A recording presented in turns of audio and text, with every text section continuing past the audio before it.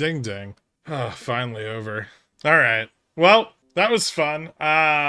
So once again, the Bulls failed to regain any meaningful ground that would put them closer to or above gamma neutral. Bears ultimately won the day after three downside tests of the 4,500 level. But we're still in a range where we don't have a lot of bearish momentum yet. However, it does pick up below our current range. QQQ also dumping a bit into the end of the day, and VIX moving up moderately to highs not seen since earlier this afternoon. That's probably about it. We could take a look at futures. That might be a little bit more telling.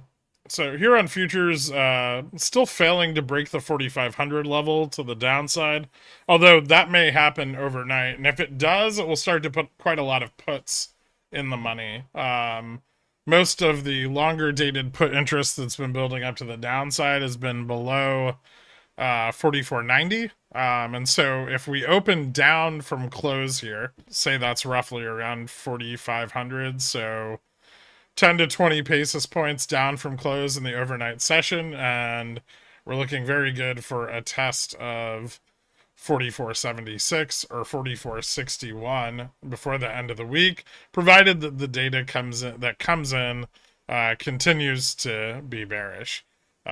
Dixie ending the day at 104.81, rapidly approaching its March high for this year, which is at 105.80, so another dollar higher.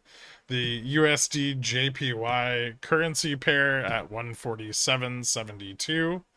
The yuan held strong at 730, so still no active interference in currency markets by the Chinese government. And the euro and the pound closed down against the dollar 70 and 50 BPS. NASDAQ closed up for the day, 11. Russell took a big hit with 200 basis points. Oil up, gold and silver down. VIX futures up a little bit, still under 15.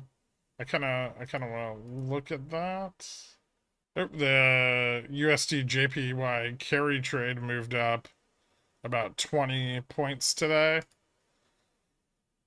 And correlation is returning, so we should see a reduction in volatility in the underlying and an increase in volatility in the indexes. This is actually quite bearish. Obviously, correlation flows back in, and the dispersion trade that they use to leverage up indexes starts to break down.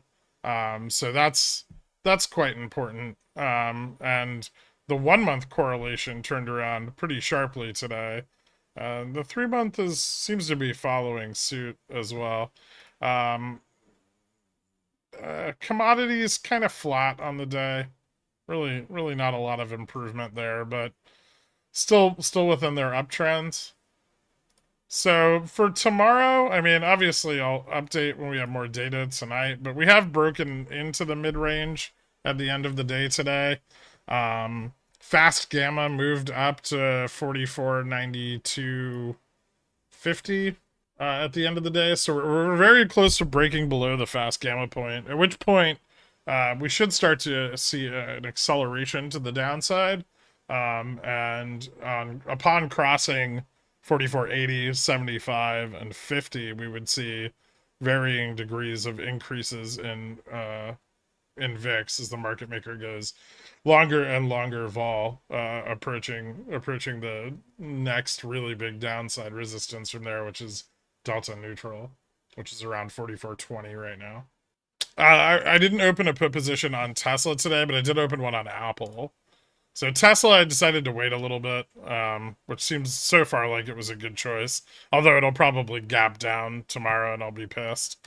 Apple, I did open one slightly before close, 190, 180 debit spread. And then upon a breakdown of 187, I'll do a 185, 175 for the following week. So, well, I guess like September 29th would be the expiration for that one.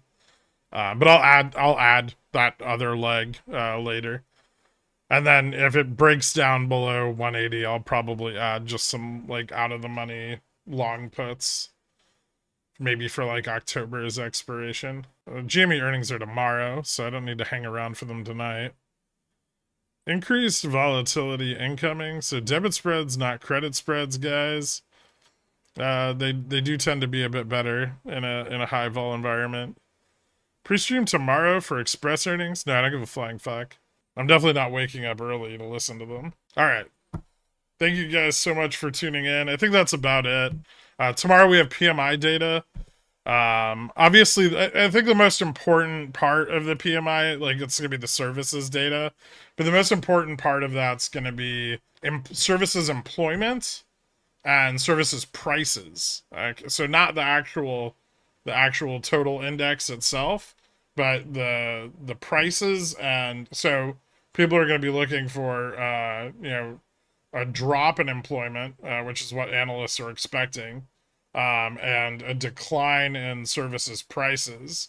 I think services prices are probably still very much in an uptrend, although employment may drop a little. So it'll probably end up being mixed, and we'll just continue to follow positioning.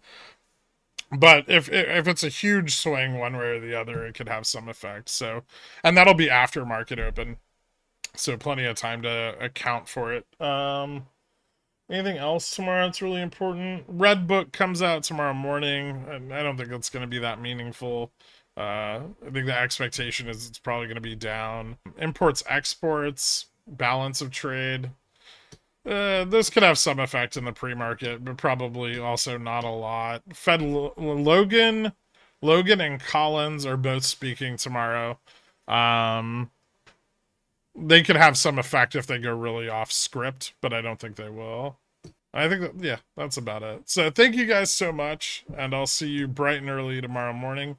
Have a good night, everybody.